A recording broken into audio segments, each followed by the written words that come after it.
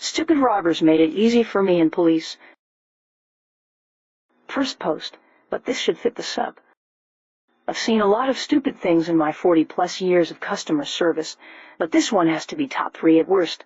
It was roughly 2005, and I was working the overnight shift at my local, largest convenience store chain in the world. The police dropped by to advise me that a competitor about a mile away had been robbed some hours earlier, and the attendant pistol whipped. Perpetrators hit her with a handgun while robbing the place. I knew this attendant, maybe 5'0" on a good day and 105 pounds soaking wet. There would not have been any need to treat her like that, so I was eager to help if possible. The police officer was able to give me a description of the persons of interest, including what they were wearing, and asked me to call if I saw anything that could help. Later that night, some 5 hours after the robbery, a car pulled up and a young man jumped out to use the pay phone in front of the store. Remember, this was 2005. Pay phones were still a thing then.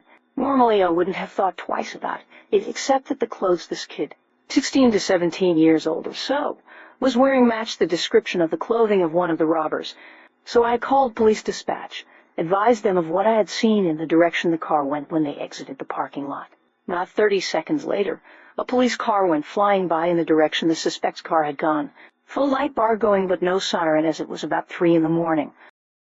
I learned from the police later that morning that they caught up to the car about 4 blocks away from my store, and the occupants of the car were the robbers. How did they know? Not only did the robbers not stay at home and go into hiding, not only were they using the same car and wearing the same clothes, but they had the money from the robbery in plain sight in the front seat of the car. Like I said in the title, Stupid Robbers, I got a community service commendation from the police department, and the robbers got an all-expenses-paid trip to the state prison for aggravated robbery and aggravated assault.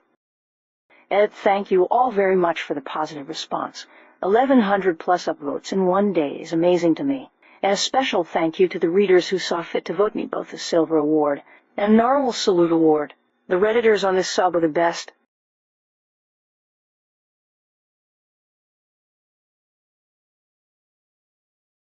Customer intentionally used a broken-down bathroom and then threatened to sue.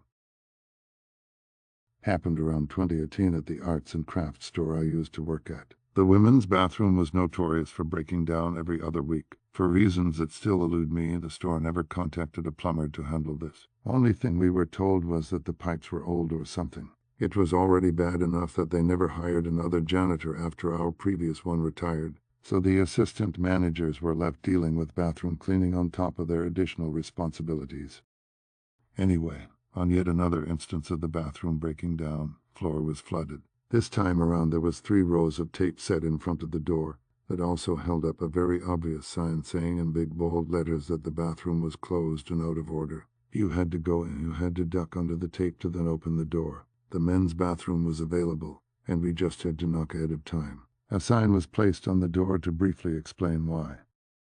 It was around 10 a.m. that day and the store was borderline empty, and with all of us doing our separate tasks, didn't notice a customer even going into the bathroom. What we do notice a short time later is her complaining to a fellow coworker over how unsanitary the bathroom was and how she was going to sue. One of our assistant managers told her it was closed and taped it for a reason. Customer bluntly said that it didn't matter, and politely wished her luck in finding a lawyer that would take her case. Customer never came back.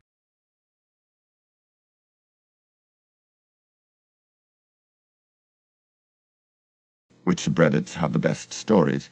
Let me know in the comments.